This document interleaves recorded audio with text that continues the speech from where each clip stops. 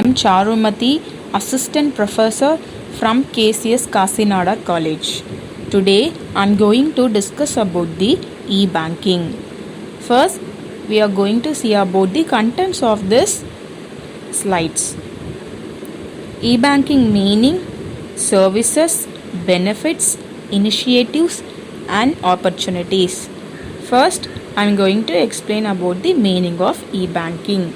E-banking is nothing but electronic banking, where banking operations are carried out through electronic means. It takes the form of e-banking. And then electronic means of banking include electronically operated devices such as computers, ATMs. In addition, internet, telephone, mobile handsets and other means are also used as part of e-banking. And then e-banking takes place through electronic fund transfer, that is EFT. The EFT uses computer and electronic technology as a substitute for checks and other paper transactions. Now we are clear about the e-banking meaning. I am going to explain about the services. E-banking offers the users a number of services. Following are some of them. Round the clock banking. E-banking provides 24-hour access to cash through an automated teller machine, that is ATM, that allow round the clock access to banking services. It is possible for a customer of a bank to withdraw cash, make deposits or transfer funds between accounts by simply inserting an ATM card and entering the PIN. And then second one, direct deposit. E-banking makes possible direct deposits of checks to the account on a regular basis.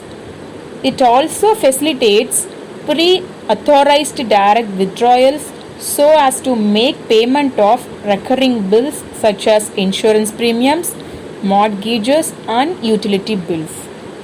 And the next one is phone payment. Pay by phone system enables banks and financial institutions to pay certain bills or to transfer funds between accounts. And then PC banking. PC banking is nothing but personal computer banking.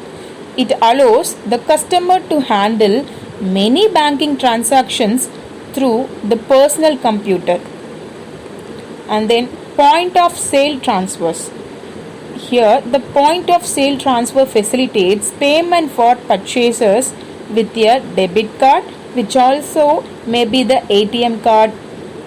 The process is similar to using a credit card with some important exceptions. And then electronic check conversion. Electronic check conversion, it is a type of e-banking services which is provided by banks, and electronic check conversion converts a paper check into an electronic payment. This could happen either at the point of sale or in situations where a company receives checks in the mail. And then now we are going to see about the benefits. E-banking and financial services benefits. First, benefits to customers.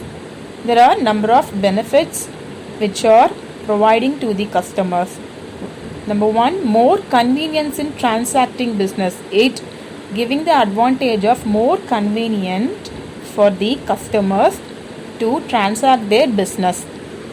Better knowledge of state of accounts. And then wider range of products and services available to the customers. And then possible lower cost of accessing banking services through this electronic banking. And then benefits to suppliers. Large number of satisfied customers and consequent higher retention rate as regards loyalty.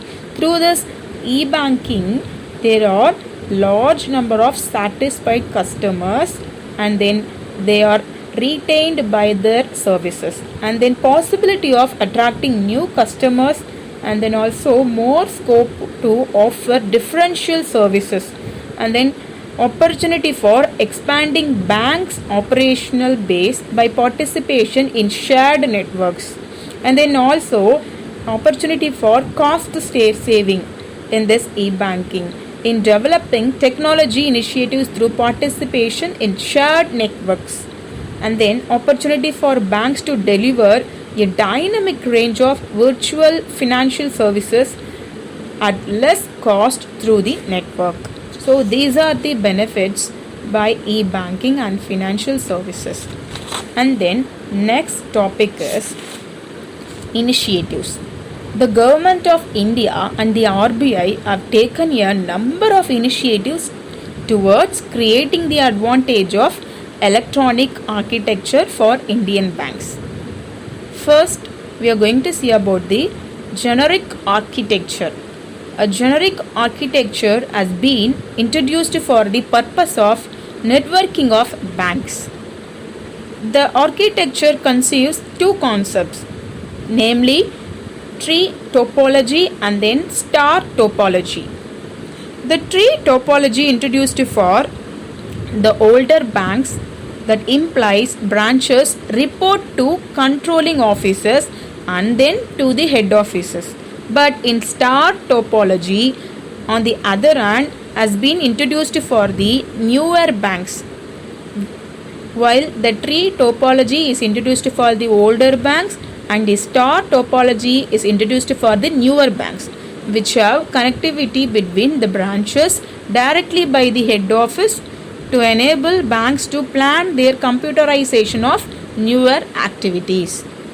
And then InfiNet, that is the Indian Financial Network, established by the Institute for Development and Research in Banking Technology. It provides the networked environment as a closed user group network to banks and financial institutions.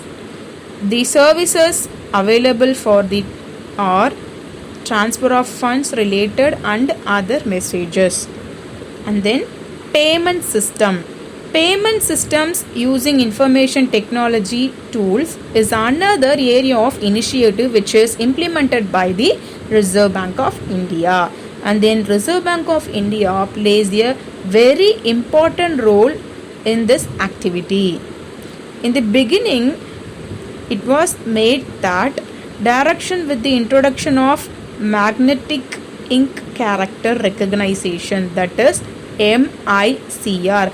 The Reserve Bank of India's initiative through the RBI initiative, there are number of payment system as introduced. Firstly, they have introduced the magnetic ink character recognition, that is MICR, and then RTGS, another payment system, that is real time gross settlement system, and then NDS. To facilitate growth in the government securities market and for smoother trading, the RBI has introduced a negotiated dealing system, that is NDS, which provides screen for trading of government securities. And then CFMS. It is to help banks in efficient funds management and to provide for movement of funds using the accounts maintained by the banks at the various RBI locations. And then CFMS stands for Centralized Funds Management System. And then centralized data storage.